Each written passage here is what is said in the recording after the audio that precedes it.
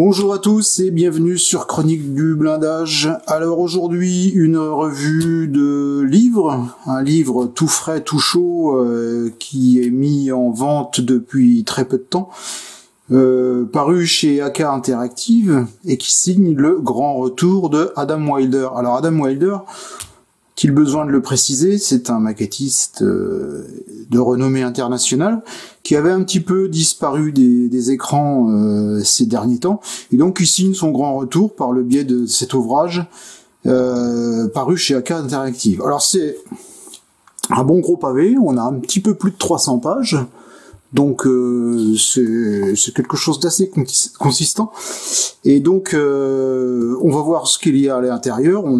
C'est vraiment un ouvrage qui regroupe un petit peu tout le savoir-faire d'Adam Wilder en termes de montage et en termes de peinture. Allez, on y va. Donc, pour ceux qui ne connaissent pas Adam Wilder, une petite photo de l'auteur avec un petit texte qui va bien. Et puis donc, petite info en passant, pour ceux qui éventuellement vivraient sur une autre planète, la France aura le plaisir, l'honneur et l'avantage d'organiser le prochain World Model Expo, qui se tiendra donc les 4, 5 et 6 juillet 2025 à Versailles. Donc notez sur vos agendas, c'est une date bien sûr à ne pas rater. Voilà, revenons à nos moutons. Le livre d'Adam Wilder, donc il se décompose de 5 grands chapitres, plutôt 5 chapitres, dont un très grand chapitre. On a bien sûr les remerciements d'usage, un petit chapitre d'intro, le troisième chapitre qui est consacré à la partie construction. Donc on va retrouver ici un petit peu tout ce que Adam Wilder a déjà eu l'occasion éventuellement d'exposer par le biais d'autres publications ou d'autres vidéos. Une partie consacrée proprement dite à la peinture, c'est-à-dire à la pose des aplats ou des camouflages, enfin etc., etc. Et puis donc la plus grande partie, le chapitre 5, consacré à toutes les opérations de patine, de weathering, etc. Alors le style Wilder, c'est un style qui lui est propre, c'est un style qui est assez marqué, donc Adam Wilder a vraiment une patte particulière, et donc il nous a exposé au travers de cet ouvrage, par le biais de différents montages. Alors c'est des montages qui sont plutôt, comme on le voit ici, bien sûr axés sur du matériel soviétique, mais aussi axés sur ce qu'on appelle les objects. C'est-à-dire, ce sont des engins, ce sont des prototypes, généralement des prototypes de séries intermédiaires, c'est-à-dire qui servent à valider un certain nombre de choses et qui donnent généralement naissance à une série plus importante. Donc toutes les grandes séries de chars soviétiques ont fait l'objet de tout un tas de déclinaisons auparavant, donc pour tester tout un tas de choses. Alors au niveau remerciements, je vous passe les détails. Alors le tout est toujours agrémenté, bien entendu, de magnifiques photos en couleur, toutes plus belles les unes que les autres. On a aussi, en guise d'introduction, un petit mot de Martin Kovac, qu'on connaît mieux sous le nom de Night Shift pour sa chaîne YouTube, donc qui explique un petit peu que Adam Wilder a été pour lui un maquettisme qui l'a beaucoup inspiré en fait pour acquérir un petit peu son expérience de modéliste, et puis de développer au final son style qui lui est relativement propre.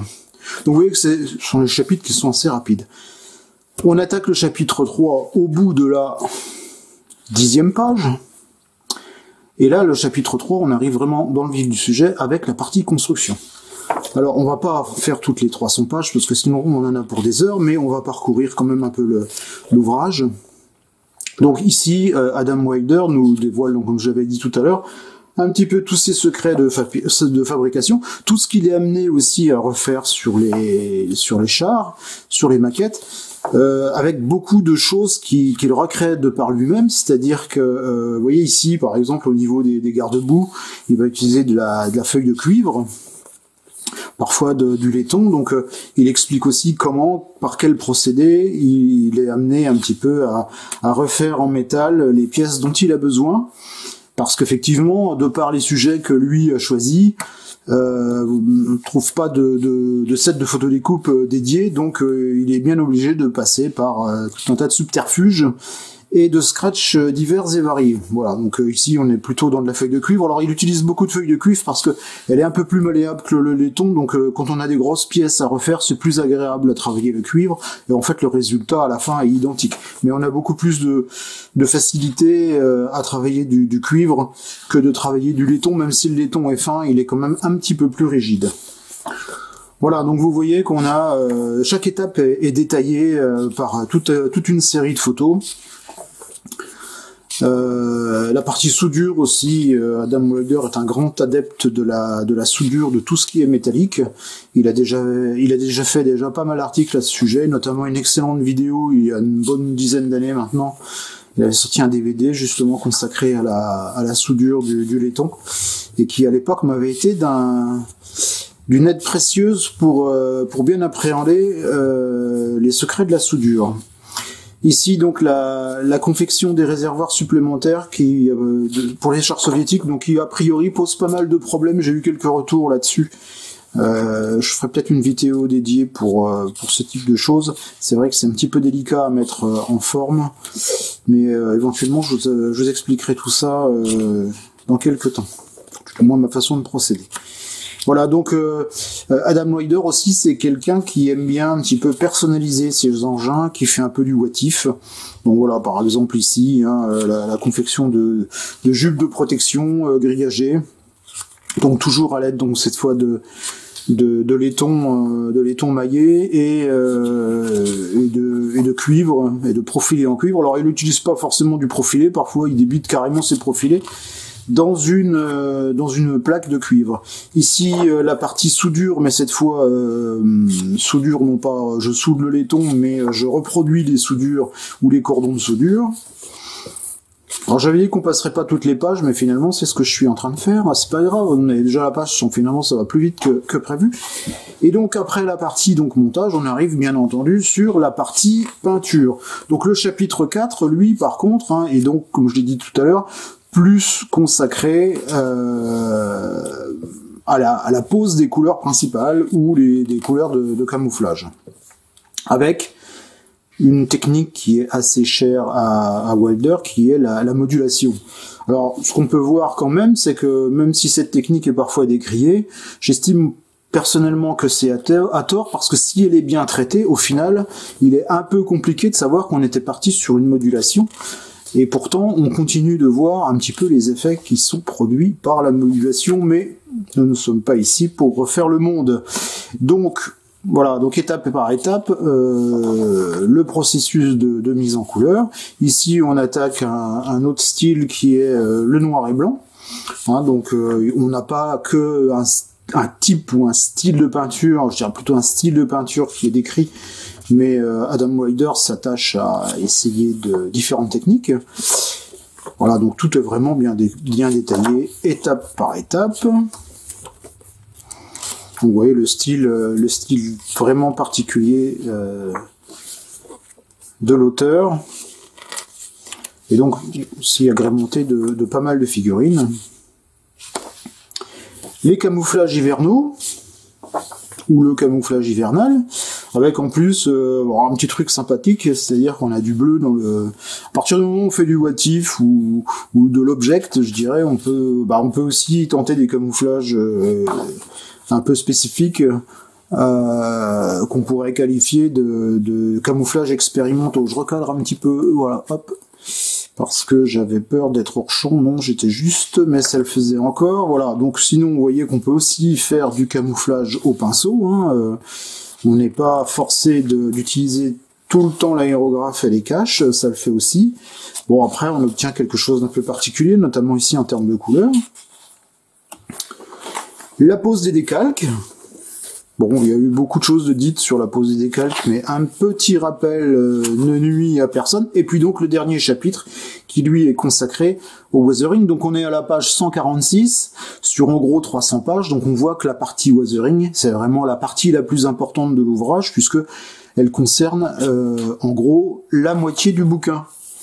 Et donc, on y va avec les huiles pour commencer. Donc ici, comment on utilise, pourquoi on utilise et qu'est-ce qu'on utilise avec la peinture à l'huile, en fonction des différents types d'effets que l'on veut reproduire, bien entendu. Donc vous voyez qu'on part quand même sur des... Ici c'est de la modulation, on part quand même sur des choses qui sont très marquées pour au final arriver sur quelque chose qui est nettement moins contrasté. Voilà, donc encore une fois, hein, chaque fois, dans le détail, par force de photo, on arrive à comprendre tout le processus, tout le cheminement de l'auteur. Le travail à l'éponge, moi je suis assez fervent de la chose, pour différentes raisons. Donc c'est aussi une technique qui peut être utilisée en complément, d'ailleurs seule ou en complément d'autres techniques, hein. C'est ce qui est décrit aussi dans cet ouvrage. Alors on voit que Adam Wilder utilise beaucoup d'étapes dans ces phases de weathering, que ce soit par éclaboussure, ou que ce soit par filtre, ou que ce soit par application de peinture localisée. Aussi utilisation des pigments. Donc l'auteur utilise beaucoup d'étapes pour arriver à son résultat final. Donc en fait, hein, vous voyez, il a été décrit au départ le montage d'un certain nombre d'engins, je crois que c'est 4. Puis donc en fil rouge, ces 4 engins suivent toute l'évolution du bouquin avec donc la partie montage, la partie détaillage, la partie peinture et la partie weathering. Voilà. Donc ici, on passe sur les roues.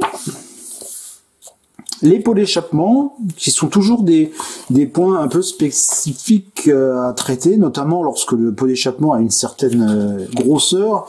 On a parfois juste des sorties de pots d'échappement qui sont minuscules.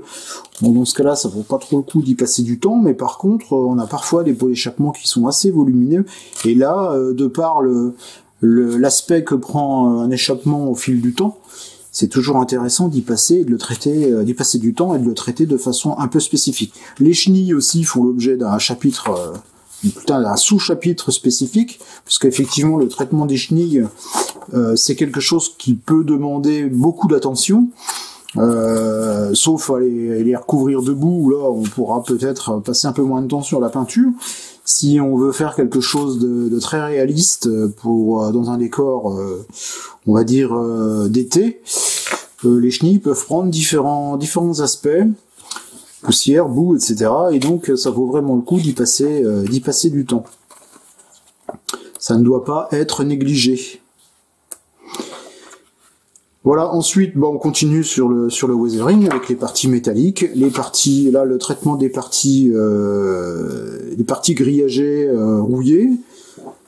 Donc ça, c'est pareil, hein, c'est un point assez spécifique et assez important, notamment pour la maquette qui est traitée ici, puisque la partie grillagée recouvre pratiquement l'ensemble du véhicule. Et puis on va passer un petit peu sur tout ce qui est accessoire.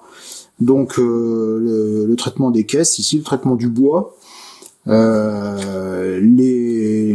gravats, voilà, ici on est sur de la brique, hein, donc les bâches, la façon dont Adam Wilder réalise et peint ces bâches, et puis donc les mises en situation. L'application de ton terre, de la terre, ou du moins des résidus de terre que l'on peut avoir sur les coins qui récupèrent un petit peu ce genre d'effet, le traitement des roues, notamment la partie acier, les éclaboussures, la partie, donc là on est sur le traitement de la partie train de roulement. Donc vous voyez qu'ici on arrive quand même à des choses qui sont, c'est vraiment le style Wilder avec de la neige dessus, etc. Donc on est vraiment sur quelque chose sur une maquette avec un weathering vraiment très poussé comme sait le faire Adam Wilder.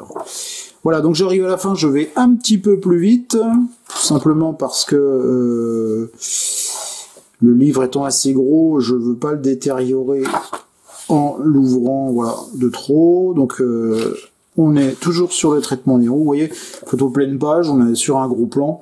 Il y en a vraiment partout, hein. C'est vraiment le weathering est vraiment extrêmement poussé. La partie, on est toujours sur de la On est toujours sur la partie pour l'échappement, donc là on est sur de la fumée d'échappement et des traces de carburant. Donc les chars russes ou soviétiques, je dirais, sont réputés pour cracher pratiquement autant d'huile que de fumée. Donc c'est l'occasion de créer des effets un peu spécifiques en termes de brillance ou de corps gras, je dirais. Et voilà, donc on continue toujours là avec la partie du traitement des hydrocarbures. Les chenilles, on revient sur de la chenille, avec ici un traitement encore une fois spécifique, comme c'est le faire l'auteur, et donc la partie traitement de chenilles clôt ce chapitre numéro 5. Voilà donc pour le contenu de ce très très beau livre, donc paru chez AK Interactive, de livre de Adam Wilder. Je remercie bien entendu AK Interactive pour l'échantillon, et je ne saurais trop que de vous recommander d'avoir ce livre dans votre bibliothèque, même si vous n'êtes pas forcément un fan inconditionnel des techniques Wilder. Il y a toujours énormément de choses à prendre, il y a toujours énormément de choses pour lesquelles on peut s'inspirer. Le livre, encore une fois, est extrêmement bien fait, comme c'est le faire AK Interactive. Les photos sont absolument bien imprimées, la mise en page est vraiment très claire. Alors, c'est un livre qui est en anglais, hein, mais il est vraiment accessible à tous, pour le peu qu'on a quelques notions d'anglais. Donc, je ne saurais trop